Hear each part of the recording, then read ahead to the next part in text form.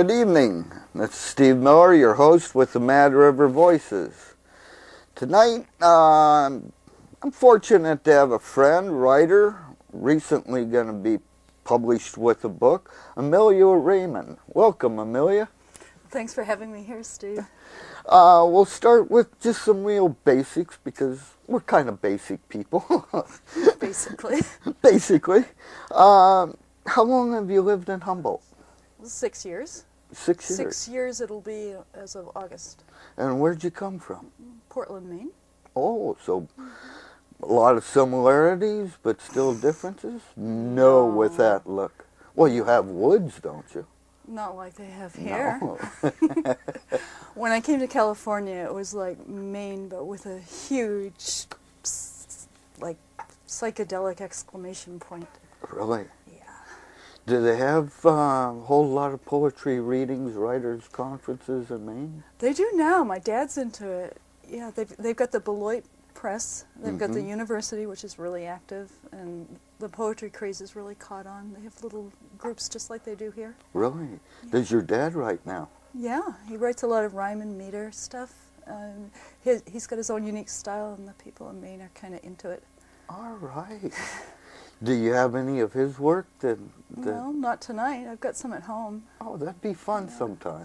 He's got one called The Old Black Crow. And it's sort of a look at his maturing, his long process of maturing, and it's just wonderful. I wish I could remember it.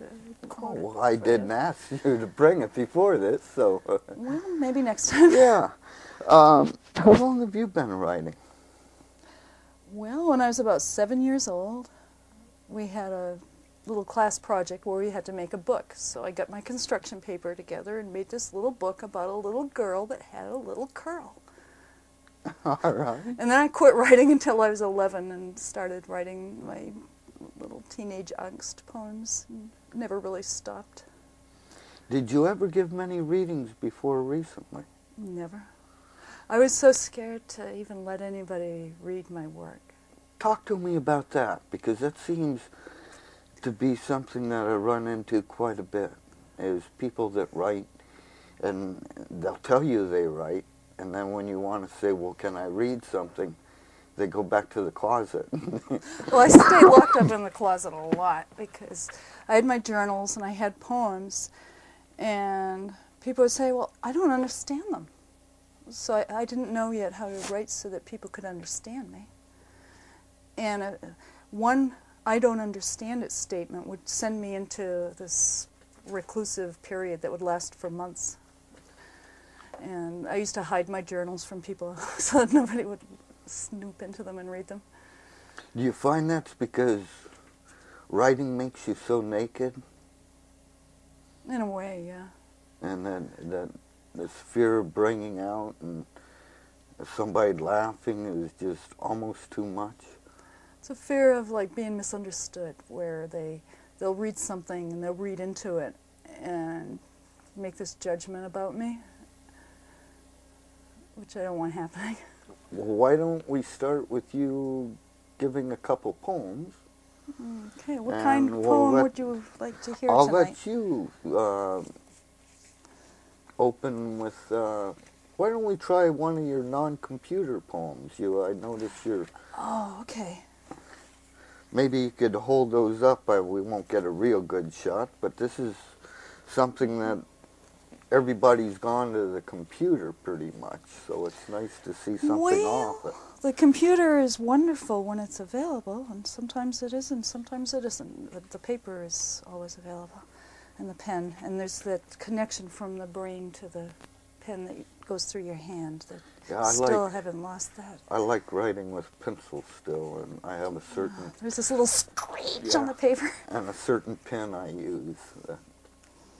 Yeah, so I was reading in the Poetry Journal, and they were talking about different poems and different poets, and there was this one statement, it was just a sentence, and they were referring to Lorca, and it was, oh yes, Lorca murdered. So I wrote a poem about that. Lorca murdered. Your longest poem ended with a perfectly round hole from which red ink pulsed, the silence filling us with riotous chords and deafening us to those who hold the gun against our head, so that all we could hear was your voice softly paddling through clear waters. Though mired in genocide, it was the muck of the beloved country, the land, which pulled your feet into its embrace, and the voice that dropped its oars and flashed up in white wings, away from the falling flesh, away from the people whose cries already rose in the throat, away from the limitations of mortality and sound, into the immortal, the ear that needs no cranium to cusp its awareness. Lorca did a lot for his country. Yeah, and he was one of the surrealists. Yeah. And he sort of set the people free, which probably ran contrary to the desires of the government. Do you find that, well, your inspiration of other writers, do you have certain writers you find that excite you more? It would depend what mood I'm in. Like, Leonard introduced me to Wallace Stevens. Wallace Stevens excites me tremendously. But then again, so does Jim Morrison at times. So it depends on if you're in a mood, you find a certain author that will help expand on that mood or allow you to go there? Sort of lead me there, yeah. Do you take ideas or thoughts or constructs from their writing that you find yourself using in your own? I mean, we all do as writers. Not consciously. Well, yeah, now that I think about it. For instance, if somebody's writing in a rhythm that I catch, I'll find myself imitating them, mimicking them. I think that's a great way to learn different techniques and styles, and I just think that's an excellent way. It's not stealing, I don't think. It's just kind of learning how they did something. Well, it's kind of fun. You get to see, you know, when you write in a different style and you use a different discipline, suddenly you get out of that mindset you get into when you're writing in your own style, and you pay attention to the craft, and you suddenly realize that the craft can be used as a tool. Very much. And you say, wow, this is what I wanted to say, but I had no idea I could say it this way. That's why I think it's fun to all of a sudden have somebody say, all right, like in a writing class, I always liked having people trying to do sonnets and other forms. And they would, oh, no, I don't want to do a sonnet. That's old-fashioned. That's wrong. But then, to me, it was always, well, can you learn how to use the language this way? And then how do you break the rules using that and carry that over into your own technique? Yeah, and first you have to know the rules before you can break them. Well, you break them, and then you better learn out why. I don't think that writers know all the rules. We just kind of break them. Rules. Yeah, I know. Rules and academics. Why don't you read a couple more pieces?